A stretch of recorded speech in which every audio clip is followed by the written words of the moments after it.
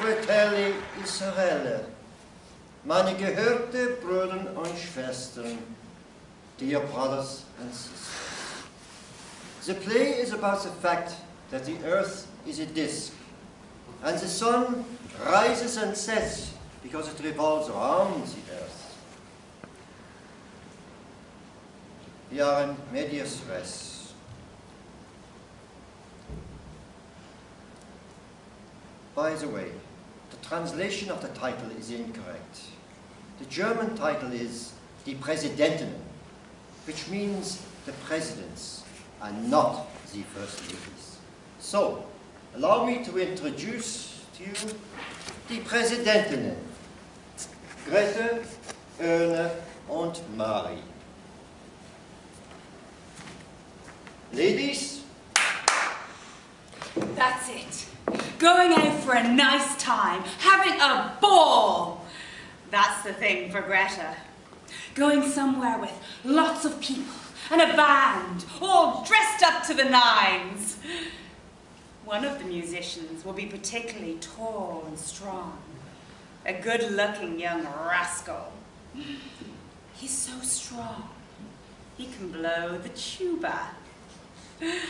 And that's the one who's been giving Greta those saucy winks all the time.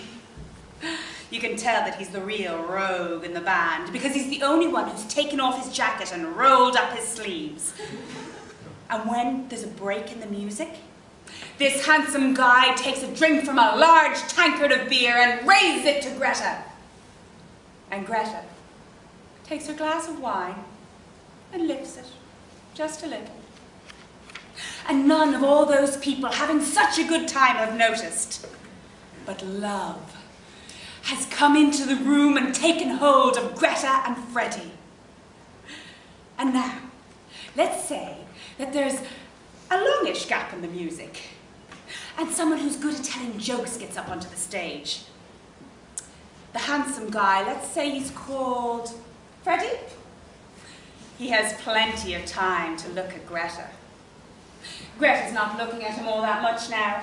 She's not the kind of girl to strip to her undies the moment a guy looks at her. But Greta can feel the love that's between them, between her on the podium and him at the table. And they let Marie help behind the bar. Oh, she's busy wiping everything clean. And sometimes she's allowed to serve someone. People's eyes marvel at Marie's clever hands, the way they handle a mopping up rag. And suddenly, a gentleman comes rushing into the brightly lit hall, horrified, and tells all those happy people that the toilet's blocked. That all the toilets are blocked, and the human sewage has already reached the tops of the toilet bowls. It's all right for people to enjoy themselves, because our souls need a break. But before going to the dance, the good ones attended high mass, because you must give thanks to the Almighty when you have a good time and happiness to look forward to. Karl Wojtyła's forehead is still quite wet from the holy water as he goes to the dance, arm in arm with Erna. And everywhere he goes, alcoholic drinks and harmful cigarettes are held under Karl's nose. But all Karl says is, take thought, change your ways, go and proclaim this to the whole world. And Erna looks up to him, full of happiness. By now, Freddy has played the tuba so much that he's built up a reserve. And so he gives a sign to the other players to switch to music without a tuba. Because just for now, he may not have time for playing. And the people drink a lot of the good beer and eat the good meat. And each one of them gets an urge. A terrible urge. Because the foodstuffs want to leave the human body once the nourishment has been digested out of them. But what can they do? Everything's blocked up. Not one toilet is free. Then the agitation gets worse because one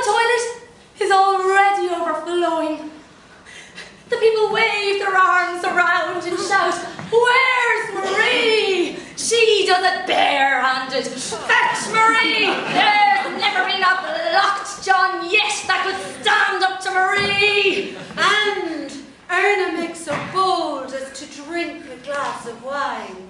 And Carol Voitel looks on with a roguish look in his eye.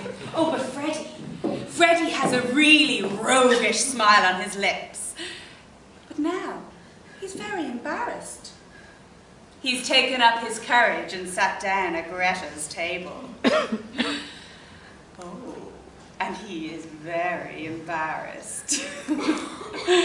And by now, Liddy is barking quite loudly because she's thoroughly jealous. But Freddy sticks his head underneath the table and strokes Liddy so exquisitely that Liddy is swept right off her little feet right away. And now Marie's already been discovered among all the people. The people give 3 cheers for Marie. Hip hip, hooray, they shout. And they carry Marie on their shoulders to the toilet. The priest is waiting there. And he has a roguish smile on his lips. And a new pair of pink rubber gloves that waves around in Marie's face. But Marie just shakes her head. The people laugh because they knew Marie would shake her head. And now all the people make room for Marie because she has to get down to work. She takes off her green jacket and she rolls up the sleeves of her pink blouse. Yes! And now Erna's eating a smoked pork sandwich with gherkins that Carol Voitel bought for her. Carol went up to the bar and smelled the smoked pork sandwiches and said it wasn't real smoked pork like he has in his shop. But it's better than nothing, he says, and we shouldn't be too finicky.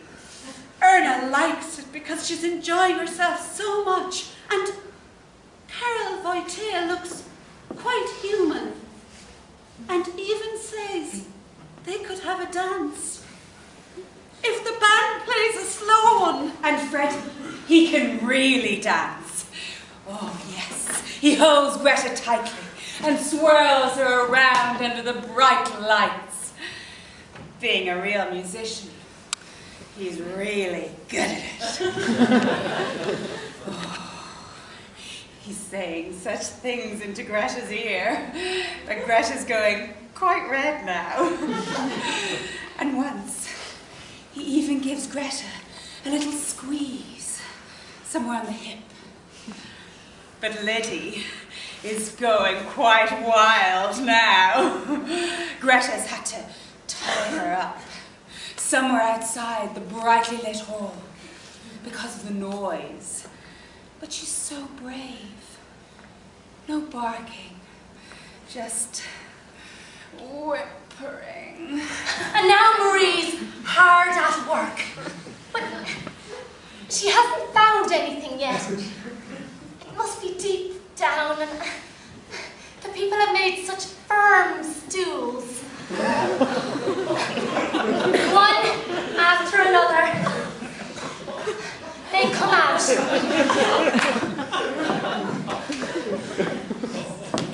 Then Marie finds something that's firmer than a stool. It's hard and smooth and sort of round. Oh, now she can get her fingers around it. It's a can. It's a can of food that hasn't been opened yet. And the people give a clap as Marie holds up the can and the toilet flushes with a roar. And the priest says, "The can belongs to Marie." And he throws her can opener and tells her to look inside to see what a treat there is inside. Quickly, the excrements wiped off the can.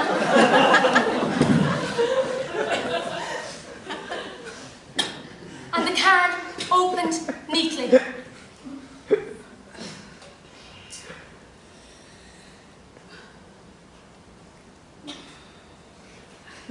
And now the can's open. Marie can see it's a can of goulash.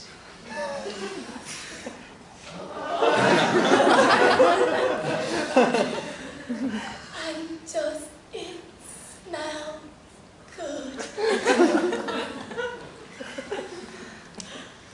It's a Hungarian goulash, the priest tells Marie. A spicy one.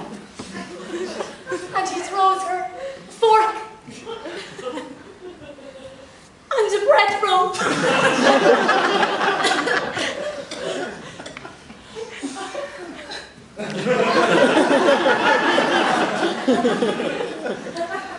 Ladies,